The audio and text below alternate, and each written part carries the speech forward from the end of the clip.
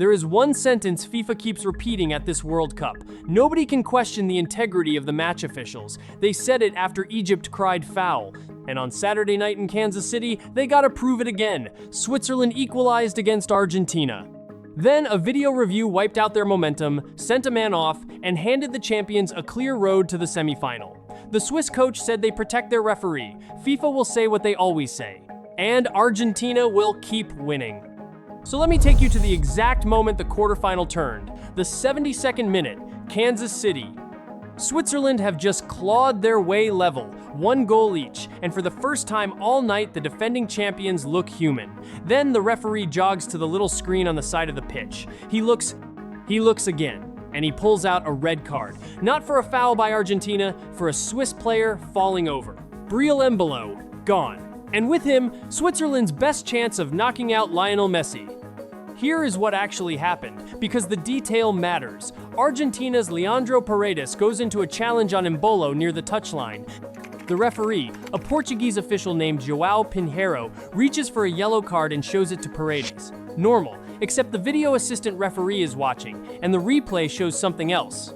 Embolo is already going down before Paredes gets near him. He is diving. Under a brand new rule at this World Cup, the video team can step in when the wrong player gets carded.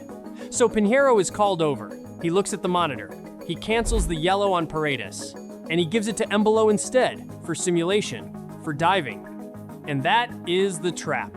Because Embolo had already been booked in the first half. A second yellow means a red.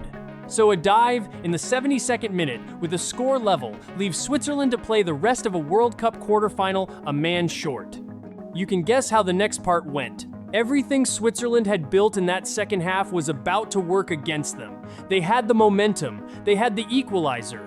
What they did not have now was an 11th man.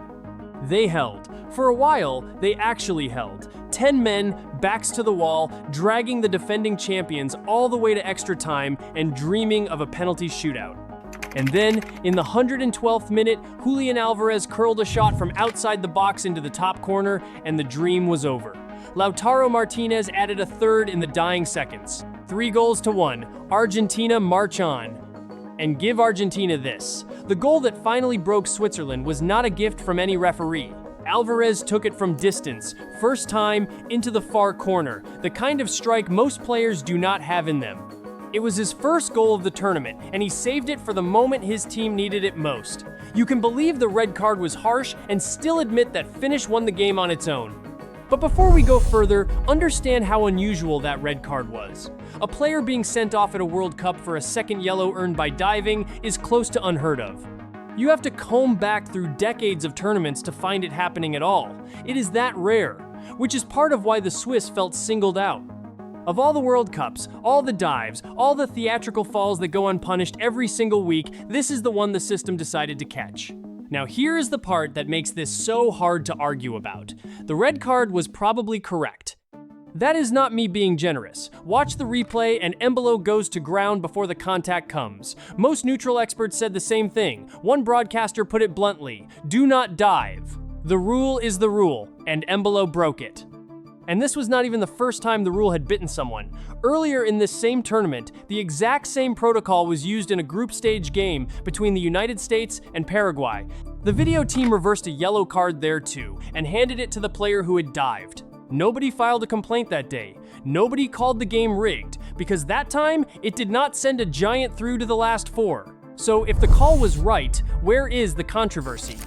That is exactly the question, and the answer is, the reason this story will not go away, because a correct call, on its own, is just a correct call. But this one did not happen on its own. Round of 16, Atlanta, 5 days earlier. Argentina are 2 goals down to Egypt and looking dead.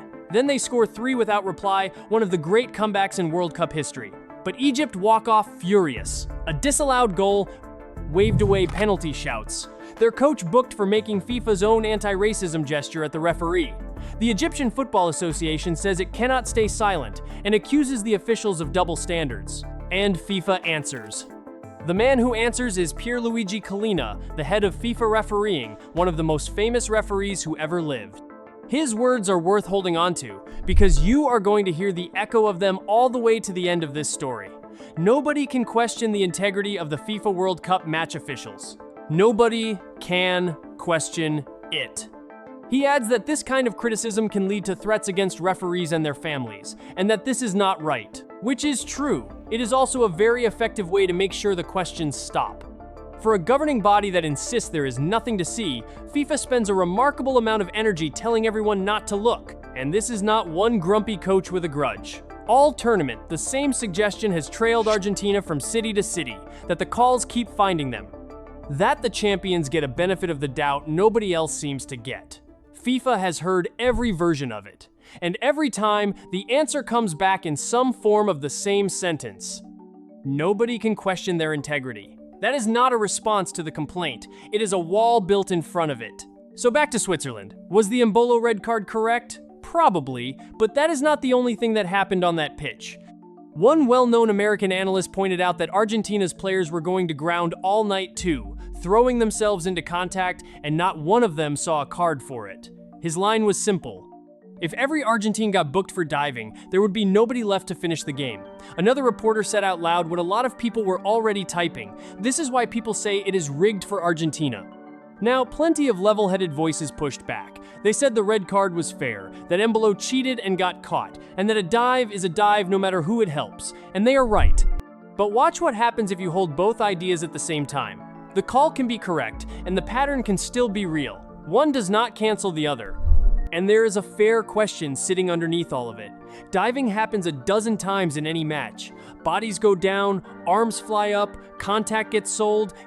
The punishment for Embolo was not a quiet yellow that gets forgotten by the next corner. It was a red card that broke his team in the biggest game of their lives. Even people who agreed with the decision admitted the price looked a lot heavier than the crime. Because here is the pattern. Before I show you the rest of it, if you have watched Argentina's road through this tournament and felt that quiet itch that something keeps breaking their way, follow the channel. We have been tracking this story match by match, and it is not slowing down. Now, back to it. Step back from Saturday night and look at the whole run.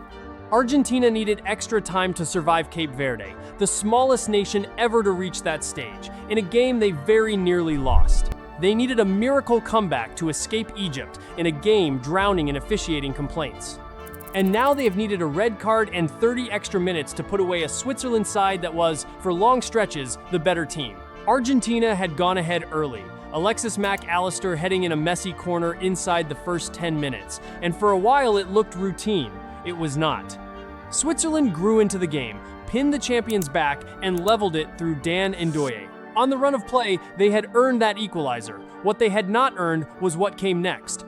And they did all of it in a stadium that felt like a home game for Argentina. Kansas City has been the champions' base for the whole tournament, the stands packed with their supporters.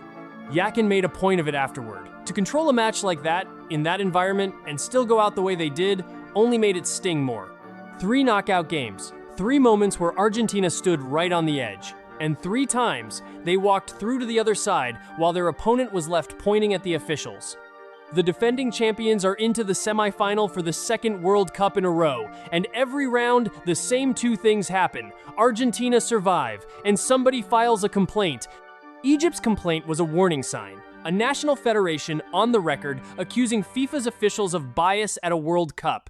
FIFA's answer was not to investigate in the open or to explain the calls. It was to repeat the line. Nobody can question the integrity of the match officials. The warning was noted and set aside. And that is the strange part of all this. The very rule that is supposed to make football fairer, the video review, is now the thing producing the most anger. The tool built to kill doubt is manufacturing it. But here is the detail that gets lost in the noise. In the Switzerland game, the video team was only allowed to look at Embolo's dive because Pinheiro had booked the wrong man first. If he simply waves play on, if he never shows Paredes that yellow, the video crew has no way into the decision at all. The whole sequence only exists because the referee made a mistake. And the system then corrected that mistake in the direction that happened to suit Argentina. Right call, very strange road to get there. For Switzerland, none of the logic helps. This was their first World Cup quarterfinal since 1954. They have never reached a semifinal, and they have never beaten Argentina. 8 meetings with Argentina. 8. Not a single win. That is not a typo. And on Saturday night, they came within 1 red card of maybe Finally, breaking that. Their coach, Murat Yakin, did not hold back. He called it a harmless foul, if it was a foul at all. He said the rule destroyed their game. And then he said the line that captures how a lot of the football world feels about FIFA right now. They protect their referee. He stopped short of actually saying Argentina were favored. He did not have to. His captain, Granit Xhaka, said the red card changed the game and left the dressing room silent. And Embolo himself walked off the pitch in tears, consoled by teammates, the first player ever sent off under this new mistaken identity rule at a World Cup. Think about that for a moment. Diving when you are already on a yellow card, in a World Cup quarterfinal, in the exact tournament where a brand new rule was built to catch that. Looking back, that was either terribly unlucky or terribly reckless. Maybe both. But it does not change the bigger picture, and the bigger picture is what the Swiss are really angry about. So we come back to where we started, to one sentence. Nobody can question the integrity of the FIFA World Cup match officials. After Saturday night, more people are questioning it than at any point in this tournament. Not because a Portuguese referee got a dive wrong, he got it right. But because right or wrong, the outcome keeps landing on the same side of the pitch, and the answer from the top is always the same. Do not ask. Argentina play England in the semi-final on Wednesday, in Atlanta. Messi, at 39, chasing one more shot at a final. If the champions get another tight game, another flashpoint, another call that swings their way, watch closely what FIFA says next. You already know the sentence. England are waiting. They beat Norway to book their place, and they arrive with a strong side and real belief. Argentina carry a record that should worry them anyway. They have never lost a World Cup semi-final. Not once. But England will not be filing anything from the tunnel. They will back themselves. And if the game is tight, and that little screen on the side of the pitch lights up one more time, the whole football world is going to be watching which way it falls. The only question left is how many more teams have to fly home before somebody with real power decides that questioning the officials is not an attack on football. Tell me what you think down in the comments. Is this a pattern finally too big to ignore, or just a great team that refuses to lose? And if you want the next chapter, follow along, because Argentina against England is only 3 days away, and this story never says.